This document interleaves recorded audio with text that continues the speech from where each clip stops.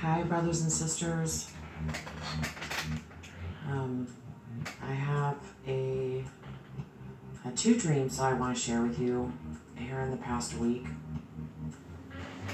Last night, I had a dream of I was in this house and I had many different levels in it.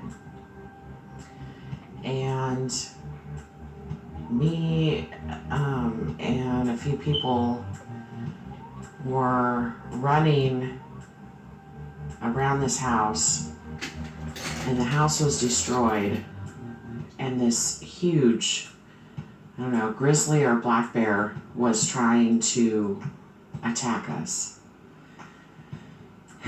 And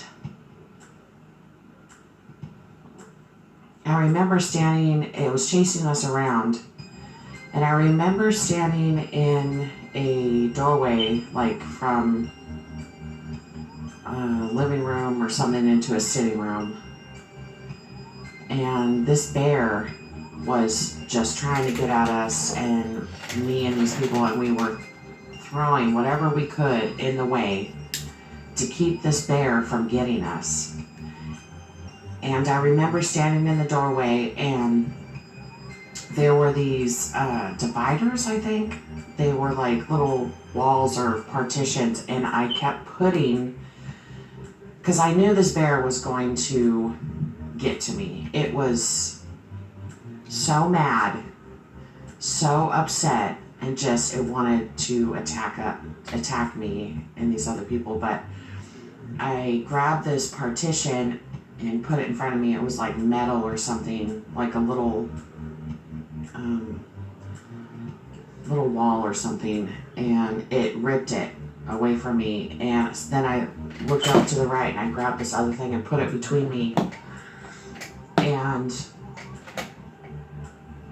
it pushed up against me and rammed me, and the only thing in between us was this little flimsy partition thing, and we both felt it. I fell back, and the bear fell on top of me, and the partition, I was looking through the top of this little, it was almost like a shade, it was weird. It was made out, I noticed that it was made out of, like bamboo. It was made out of bamboo. And it was between me and this bear. And as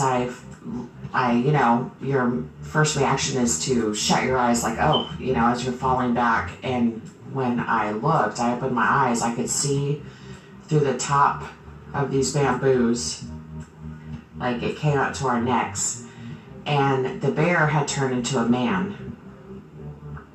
And I was looking at his face, and the fear began to just come out of me as I looked at this man's. Well, actually, we weren't men. It was like I wasn't even a woman. I was a boy. Okay, I know this sounds weird. I was probably like 13 or 14, and this bear had turned into a 13, 14, we were like prepubescent boys, I guess. And he was looking into my face, and he was so mad. And on the side of his face, I noticed he had foundation on. And this is really weird. He had foundation on, and on the side of his face, he had not, I guess you could say, blended it right to his hairline. You could see there was a thick line of it where he just forgot to keep spreading it. And so I took my finger and I said, let me fix that for you. And I put my hand up. His face was so close to mine. I put my hand up with my finger, and I started blending it. I said, let me fix your foundation. And let me fix your foundation. And I as I woke up, there was a couple more parts of the dream, like I was standing in the kitchen and stuff, but I can't remember that at all very clearly, or what the situation was. But when I woke up, I knew that this, I represented America and the bear represented Russia. And some type of political something. And if you notice that, it's really weird how the partition between us was the bamboo. I've had other dreams about bamboo and it represented China. So I think this is on a political field here. And with all these sanctions going on and China trying to come over there now, and all these things have developed, let's see, in the past few days.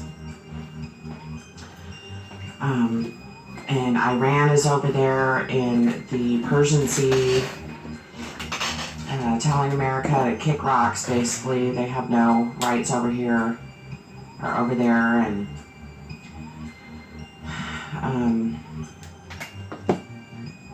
And let's see, Russia has their ships out there right now in the Mediterranean. I had a vision about a woman sitting on a porch. She was in the Mediterranean, and she was snapping peas into a basket. And the woman started out beautiful, but then she began to wither away. And I never realized what that meant, but I believe it's war. It represents America over there, the Navy and the military. And America starts out wonderful, and then it withers away. And of course the bear is Russia and America, and the bamboo's China. I mean, we have all these countries over there. I mean, when you look at everything that's happening, you can see that the world stage is being set for war.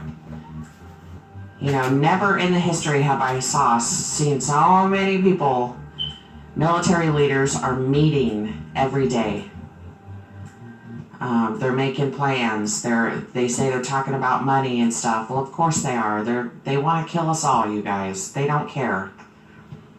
I had a dream about all these world military leaders meeting at a table, and they were going to trade us like produce. And I remember watching this, like produce.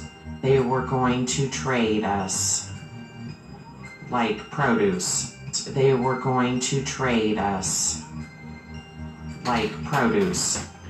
And I remember watching this meeting, and they didn't care if innocent people died. They didn't care.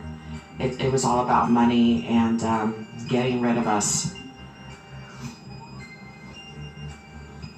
And I just thought it was weird how I said, let me fix your foundation, to this boy that used to be a bear. That was a bear. He was a grizzly bear seconds before attacking me. Oh, and I told him, I told him, I'm sorry. And his face went from angry and upset, and he even had tears in his eyes, to his face went, like he smiled at me. Like, that's all I wanted was an apology. That's right, I forgot about that. And that's what I said, that's when I apologized, when I was fixing this foundation. So I don't know if that's something that, because I've had dreams about Putin where it doesn't seem like he wants to hurt anybody, but he's like backed into a corner. Like America's egging us on purpose. And okay, so then my next dream I had was a few nights ago. It was really short, and in the dream I was I was on my grandma's ranch. So if you've ever heard about me talk about my grandma's ranch, it represents the rapture and the start of the tribulation, because I've seen the rapture and the start of the tribulation happen on this ranch. And everything I dream about on this ranch is tribulation. And in real life, when I was a kid, my mother and me had pulled a 20-foot travel trailer. It was a little white travel trailer on my grandma's ranch.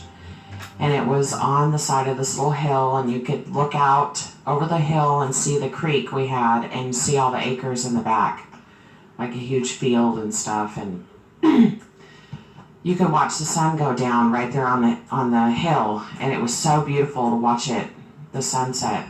Well, in the dream, I was back in this trailer, and I was looking out a window like this. There was a little window in the back overlooking the hill, and I looked out this little window, and the sun was just about to set. It was about to go down. It was disappearing, and the light was casting in through the trailer onto me, and just glowing up my arms with the light of the sunset. It was just casting in the back of this trailer. And that was the end of the dream. But on 3/29/19, March 29th, 2019, this was at night. After work and a busy day, I began to become tired. I noticed, and I decided to fall asleep on the couch, which I've been doing lately. You know, I'm just so tired from work and whatnot, and I tend to fall out on the couch and fall asleep there. But I decided to fall asleep on the couch until the wife was ready to go to bed for the night. So, pretty normal routine. And the first thing in my vision was God Himself told me and my wife that there would be a great flood, basically giving us time to prepare, you know. And then He directed me and my eyes to the sky. In the sky was an American fighter jet, followed by a Russian jet. And I know it was Russian because I could clearly see every little letter and detail on the planes. It was crazy. So yeah, it was followed by a Russian jet. Then all of a sudden, another Russian jet came and it shot down the American fighter jet.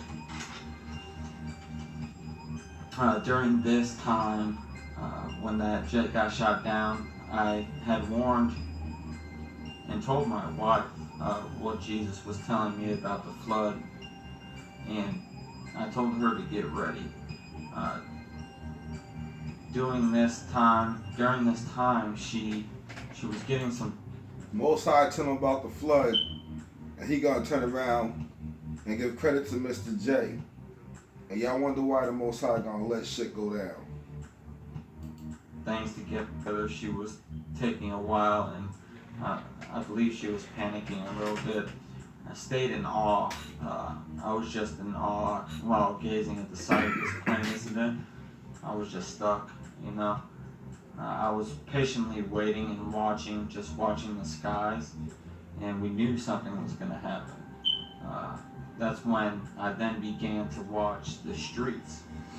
And as I watched the streets, I also seen people starting to be swept away in front of me, in front of my eyes, by the flood or tsunami, whatever it may be.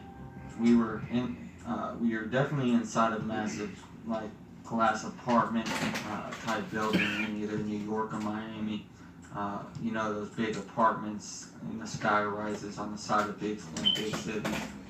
That's what we were in. Big glass windows. So yeah, we were in the city, either Miami or New York, one of those places. We were trying to leave before seeing the water, and it was coming in, but not extremely high yet, and it was a bit possible to drive away then at first. I kept telling her we needed to leave, but she was taking so long, and the water got higher, and then maybe it was too late. I would like to know, guys, if others have had similar dreams or visions, and I want everybody to know this is my very first vision. Что касается опасений каких-то стран по поводу возможных агрессивных действий России, я думаю, что только нездоровый человек, и то во сне может себе представить, что Россия вдруг нападет на НАТО. А в некоторых странах просто, мне кажется, спекулируют о страхах в отношении России. Некоторые хотят играть роль таких прифронтовых стран, которым за это нужно чем-то дополнительно помогать. Или в военном плане, или в экономическом, финансовом. Поэтому поддерживать эту идею бессмысленно. Под ней нет никаких оснований. Но кто-то может быть заинтересован в вещи. Ответные системы.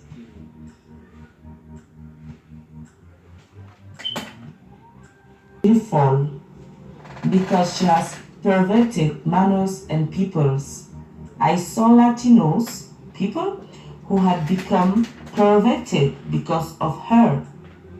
They had their way of life and very simple functioning, but because of her, so because of the influence of the USA, they became distracted and perverted. I saw big screens everywhere from art spots all over the streets of New York City or maybe another city, I don't remember very well. You can see, brothers and sisters, her toxic influence on the Latinos movie. Yeah, it's called telenovela. Okay. So you can see the big influence of the USA on their functioning, on their movies, on their music, on their way of life actually. I saw, so as I told you, I saw screens, okay. And I said, she must fall this nation, so America, the USA. I said, she must fall this nation. She will fall this nation because she has perverted them too much. America will fall because she has perverted manners and peoples. She has perverted African people, African people. She has perverted even China, Russia, Europe. Yeah. Because I received a similar dream. The USA, so in that dream, the USA was attacked, by China and Russia because of her perversion on these nations too. So it's a great warning. And the Lord, by His mercy, give me the strength to do this audio because I'm not very well. I am ill. Great perversion. The child market that Hillary Clinton had going on. Hey everyone, I'm Greg Jarrett filling in for Lou Dobbs. Chinese state media mocking President Trump over the U.S. trade dispute with China. In an English language video, an anchor thanks President Trump for pointing out the need to wean off American goods like bourbon and bacon. And the video has since been removed from the network's official YouTube and Twitter accounts. Well, joining me now to talk about this and a whole lot more, Gordon Chang, who is author of The Coming Collapse of China. Gordon, great to see you. Well, thank you so much, Ray. And the only reason why I came here today was to get your autograph on my copy of your book. Well, I'll get yours on your book. Let's put it up on the screen. #1 New York Times bestseller for 3 straight weeks, The Russia Hoax.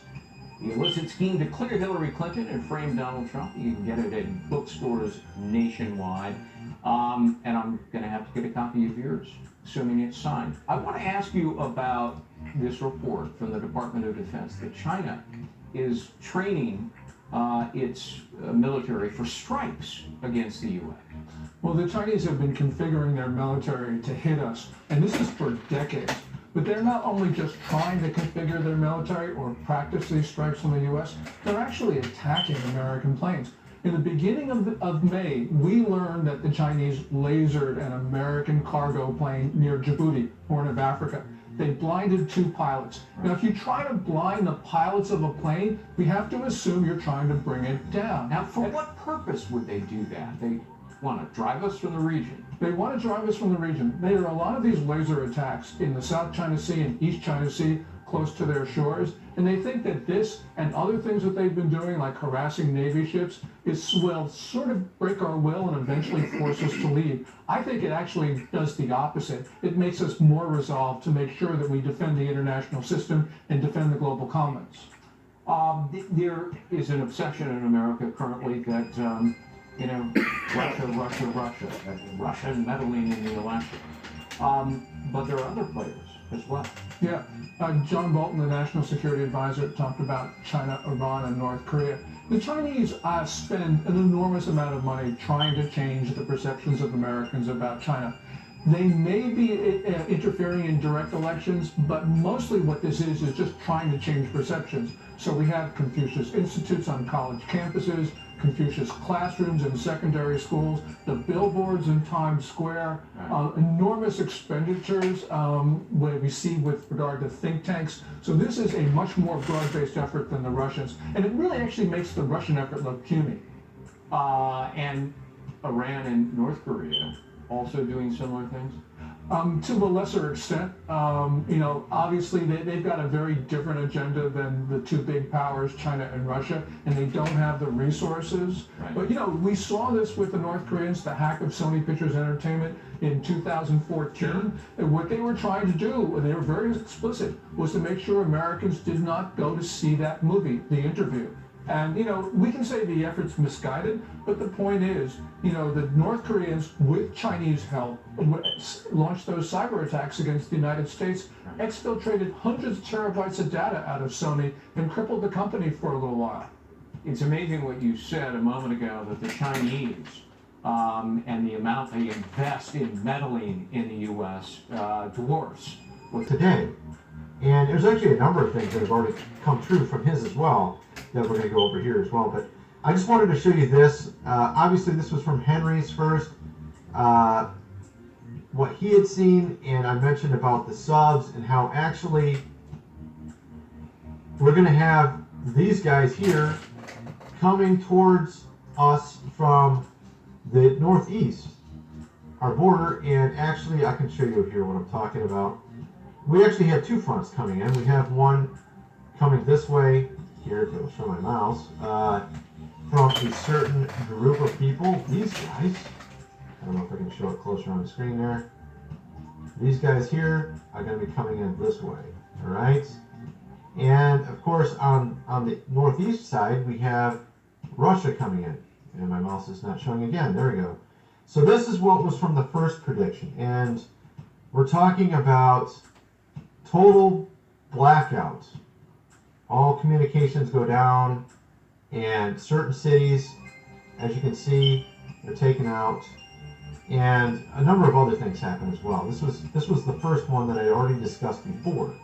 Okay, this isn't the one we're going to be discussing today. I'm just doing a brief overview so you understand kind of this other guy. His name is Ken Peters, and I have literally 50 million windows open. Is this guy here? His name's Ken Peters. We're going to go over some clips of his, where he talks about some of the stuff he had seen. And it's very interesting because of how well it fits in with Henry's here. Because one of the main things that happens in Henry's that also happens in Ken's is that, actually this is the wrong page, the communications go down. And there is a long period, months, of a blackout where there's no power. Which doesn't sound but 9 months. Just they won't be able to live. Okay, they'll be. Doesn't sound very good if you know anything about this. Okay, if that happens in America, not good. Let's just put it that way, not good. All right. So, and you're talking like maybe 90% of people will be gone within, the first 3 to 9 months. Just they won't be able to live. Another escalation in US-China tensions. China's Air Force has released a video showing a simulated attack on what looks to be an American military base in Guam. Now, sparks have also been flying over Taiwan. That's after a senior US diplomat made a visit to the self-ruled island. Olivia Song reports from Beijing.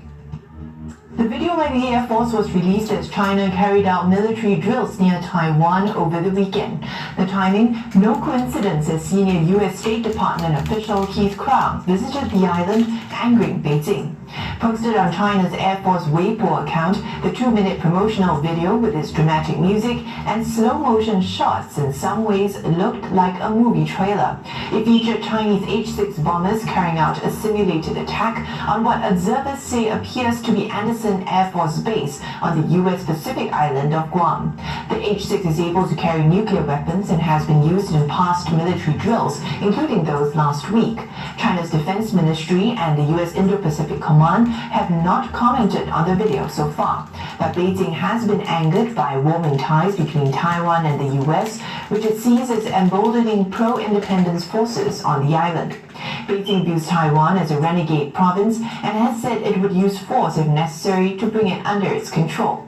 Its latest military drills involved dozens of military aircraft crossing the middle line in the sensitive Taiwan Strait, prompting Taiwan to say its armed forces have the right to self-defense and counterattack. State-linked Chinese media, Global Times, had also said that the military exercises were not a warning, but a rehearsal for an actual attack on Taiwan. Olivia Xiong, CNN, Beijing. I believe China's stealing our jobs, no doubt. China cheats, America loses. Every time.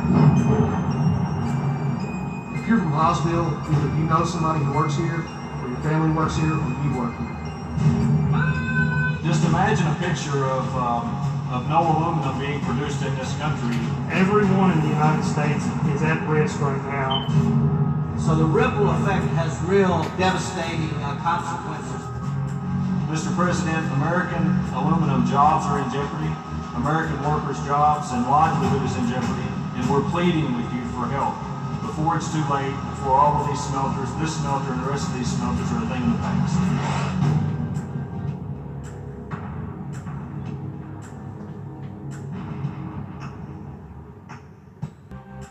Are fighting the scourge of virus pandemic, our northern neighbor China is planning a military invasion to take back a territory which it believes belong to mainland China.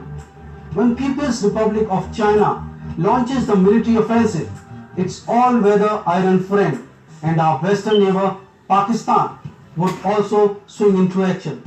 Not only that, North Korea would simultaneously invade South Korea. Strange, but might be true. For the biggest military action that would not be lesser than the World War III, the ball was set rolling in September last year. China had constructed supranational combination for the purpose to unleash unrestricted warfare, or to realize Chinese dreams of becoming world superpower, to bring down USA to its knees. But is India ready to take the heat? What is the mystery of China's most secret game plan shrouded in the enigma of novel coronavirus? I will unravel in this video story. No hype, just facts with perspective in this analytical story. But first, if you have yet not subscribed, may I request you to please do so right away and do ring the bell to get notified of new videos.